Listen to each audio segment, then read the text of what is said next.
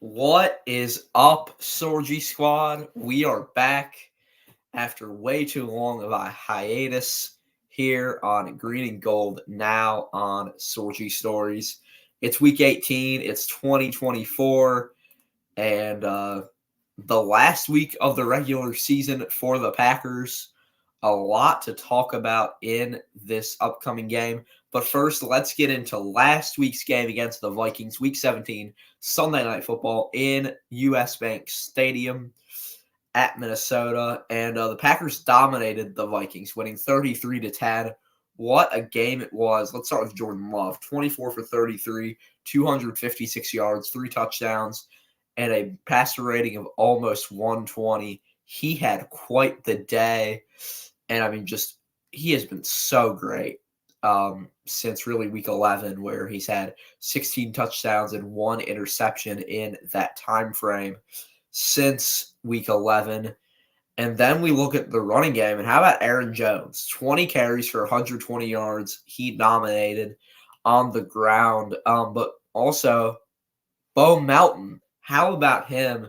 The second-year receiver out of Rutgers, the first single game 100-yard receiver for the Packers. He had 6 receptions, 105 yards, and a touchdown on Sunday night. And Jaden Reed, what a night for him too. 6 receptions as well, 89 yards, and 2 touchdowns. What a great draft pick he was in that second round for the Pack last season. And then we look at the defense as well. It was a great day for the defense, and Joe Barry keeping his job, staying alive as the Packers defensive coordinator, and Keyshawn Nixon with half a sack and a TFL, Quay Walker with the sack and a TFL, Isaiah McDuffie with half a sack, same for Devontae Wyatt, Preston Smith, Colby Wooden, and then Corey Ballantyne with that great interception, as well as 5 tackles. Him being the 5th-year player out of Washburn, the small Division II college, and a pick of the New York Giants a few years ago. And he has really stepped up for this defense, especially with no Jair Alexander, who will be back. We'll talk about him later as we discuss this Packers-Bears game. But, yeah, it's Bears week, folks. It's the biggest week of the year thus far for the Packers as we try to keep our playoff hopes alive and well. And let's start talking about this game. Last time these two teams met, 38-20, an 18-point win, domination at Soldier Field in early September. And you can see the box score there, part of it at least. Love, 15 for 27, 3 touchdowns, a passer rating of almost 125. Aaron Jones, the leading rusher and receiver, he had quite the day, and the defense with 4 sacks, a TFL, and a pick 6, which was by Quay Walker. And I think the biggest question is, do we see the same type of domination again? I don't think so, as the Bears have grown, the Packers have grown, but the Bears have just played so well in their last few games, as looking at their last few here, they're 7-9 so far, 3rd in the division, as the Packers are 2nd, obviously. But since Justin Fields came back, which I don't think he played against the Saints, they lost that one. He didn't. But since he came back, they beat the Panthers, as did the Packers. They lost to the Lions, and then beat the Vikings, beat the Lions, lost to the Browns, beat the Cardinals, and beat the Falcons. So as the Packers are, they're 5-2 in their last 7 games. 2 teams who have just dominated so far in the second of the year.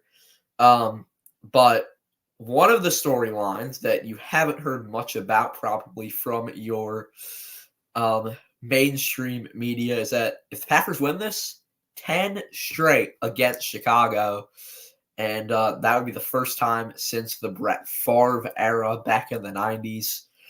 And, that would be a great thing for Jordan Love to complete. Rodgers started the work. Can Love finish it?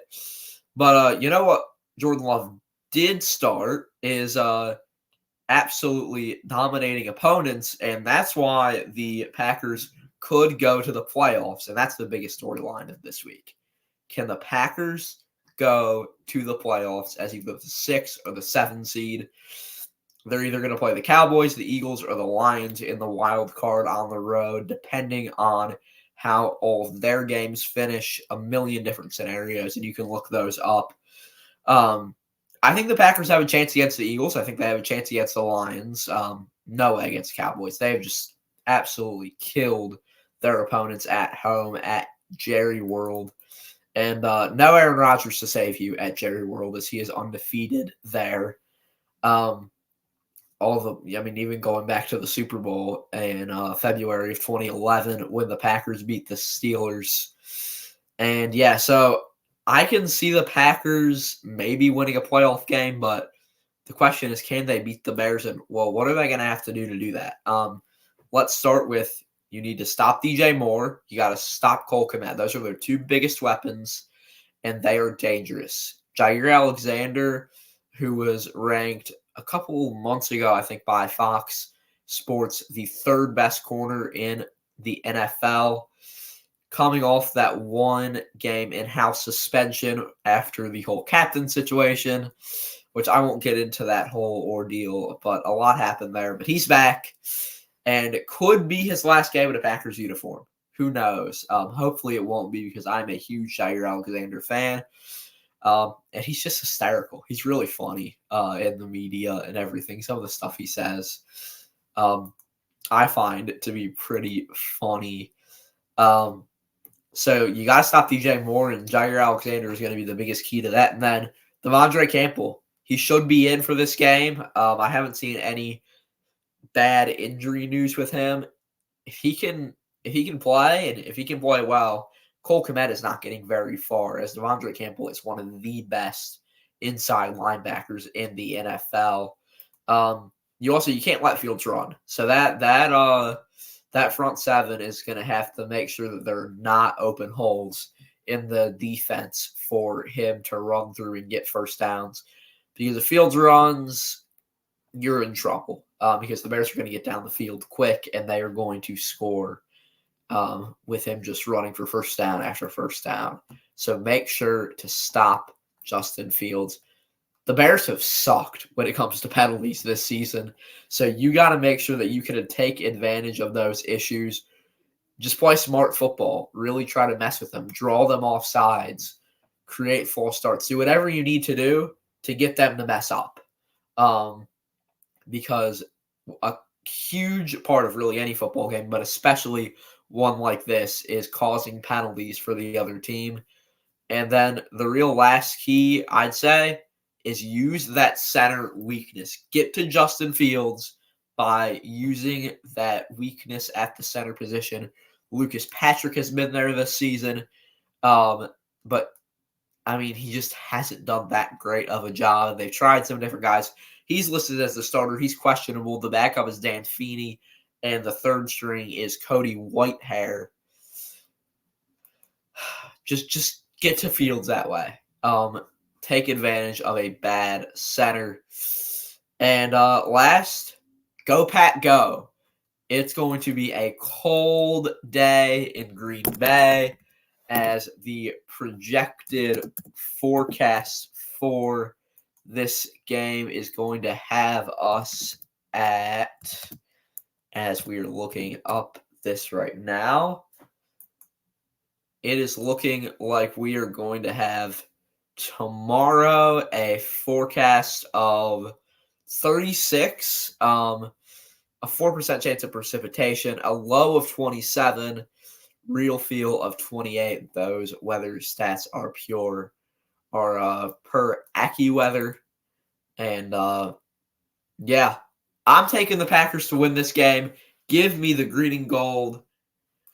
We're going to go 28-24, a 4-point win. The Packers cover the spread here.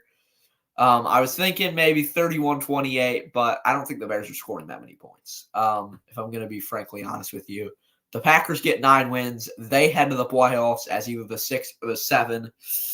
And drop your thoughts, questions, anything in the comment section. And make sure to like and subscribe and share this with all of your friends, whether they're a Packers fan, a Bears fan, or just a football fan. And even if they're not, and you just want them to gain a little bit of football knowledge, then yeah, so that will do it for us today. Have a great Sunday as the Packers take on Chicago.